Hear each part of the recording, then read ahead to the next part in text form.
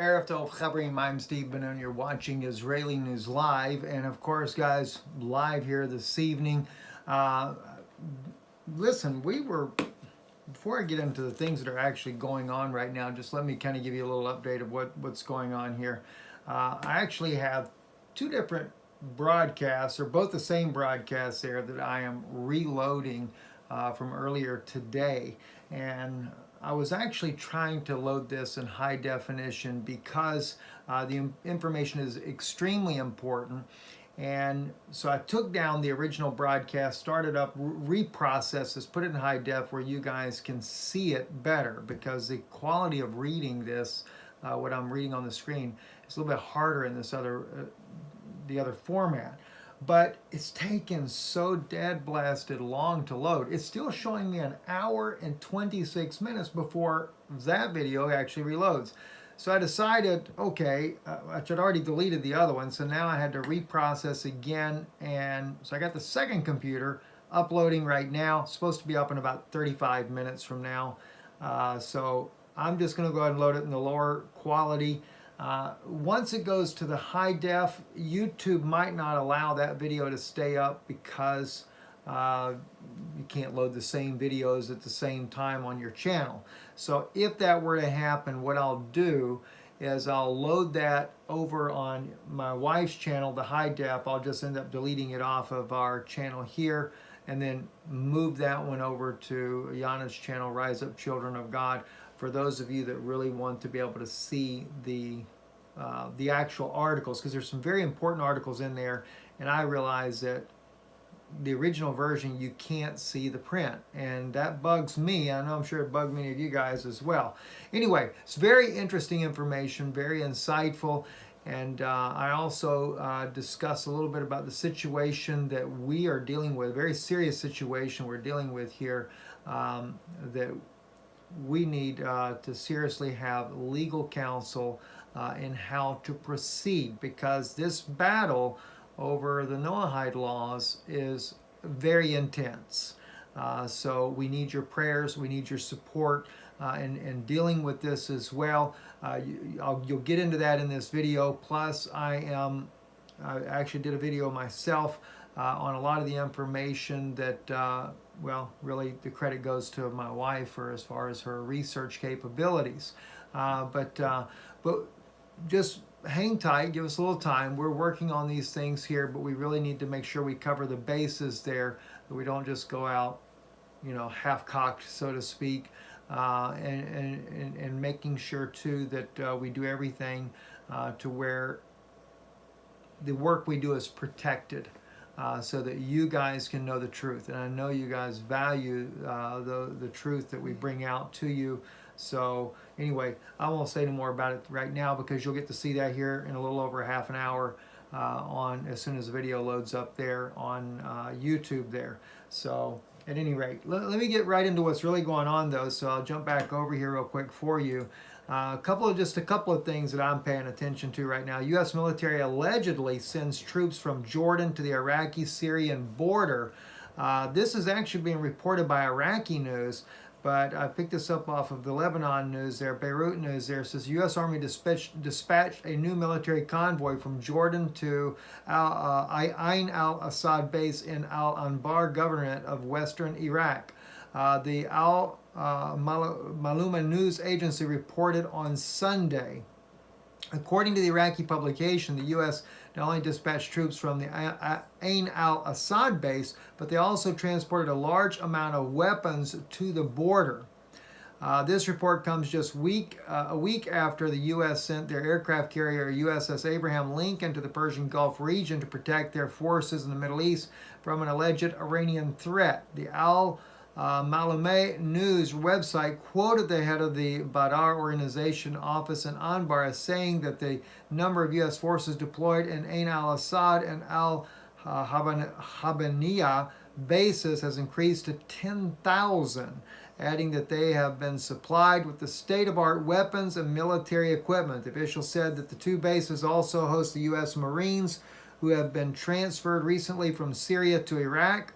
Nothing that 90% of the U.S. soldiers in Iraq are combat forces and not considered military advisors. Kind of looks like to me that maybe the U.S. is getting ready for an invasion of Iran.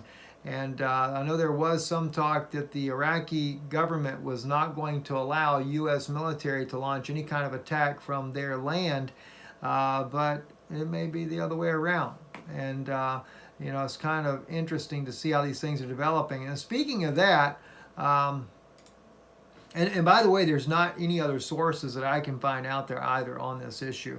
But there was one other thing, too, that caught my attention, and it was a comment here on Fox News by President Trump.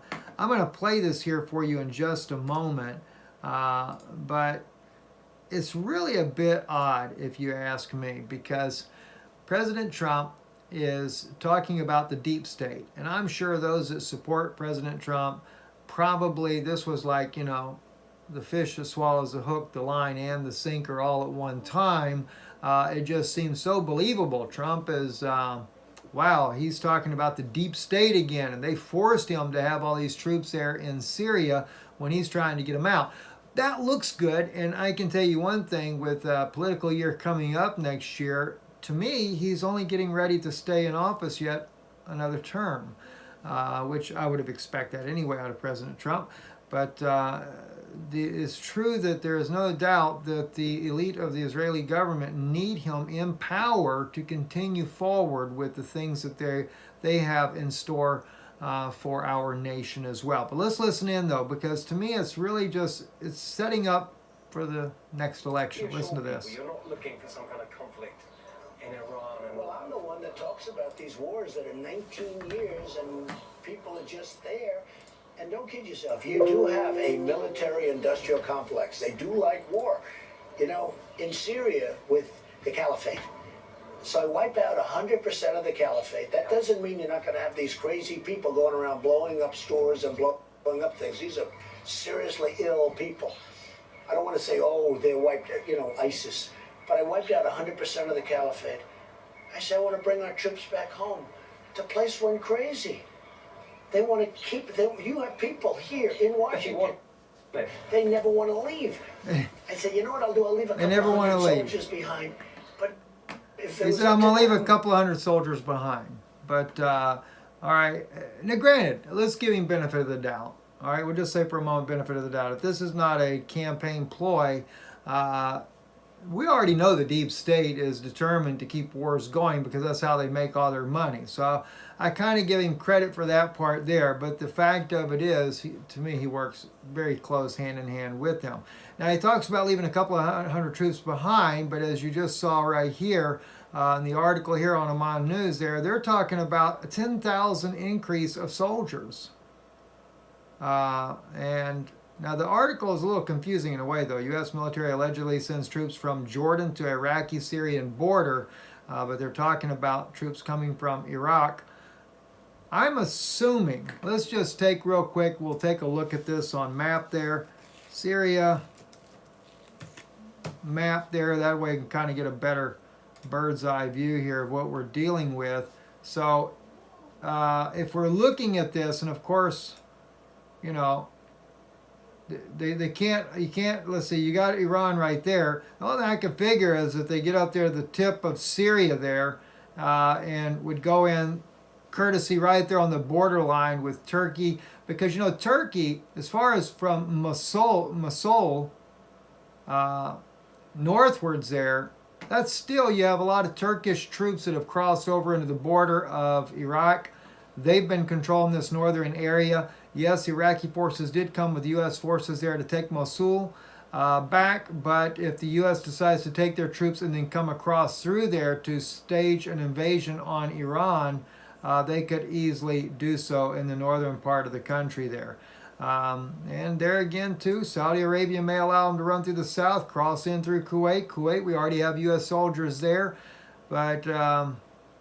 and of course, like they said in the article there, they're bringing troops from the country of Jordan as well. So it looks like they're trying to scrounge up some troops, getting them ready for a possible invasion.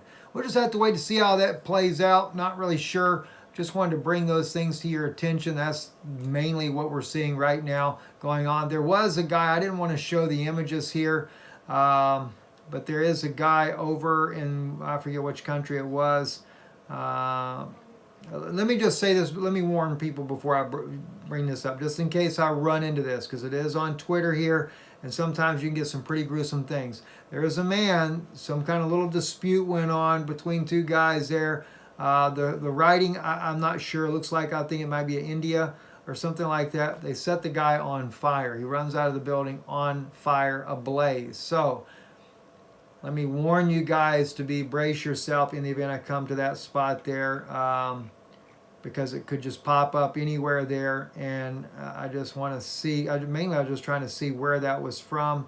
I didn't necessarily want to, oh wow, that's terrible right there. A young sperm whale found dead on the beach there, his stomach full of plastic. The female whale. That's a shame. What a shame.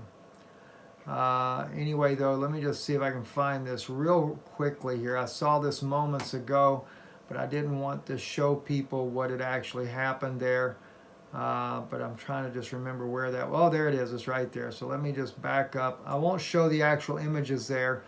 If you hit translate on this here, I don't know what language that actually is, but it says some frightened peacekeeping Imran Ramzan Nizamuddin and Tulip burnt Visha Gawai alive in a minor controversy. I'll just let the tip of the picture come up there so you don't see the full thing there. This guy is literally on fire. And, geez, why don't they roll the guy on the ground? Instead, he just comes out. He dies from his wounds there. And again, I'm not familiar with which country that is, what language that is there. I would assume that is like a Hindu type of language, but I may be wrong on that. It could be Persian for all I know. I have no idea how the language actually is there. But anyway, friends, listen, don't forget, check this out. It's coming up. The video here should be up soon here, less than a half an hour away now. But again, it'll be the lower quality of it. Right now, the title of it is What the Future Holds for Freedom. But I'm sure you can only imagine some of the things that are in this video, and it is certainly an eye-opener, but it's not like you guys don't already know the information, but we've got to do something to keep the truth going. Anyway, I'm Steve Benoon. You're watching Israeli News Live, Erev Tov, and as we always say, Zayin Shalom, there is no peace. It's a world of no peace. So we can't, if they say peace and safety, we know sudden destruction. Get ready for that one, right? Erev Tov.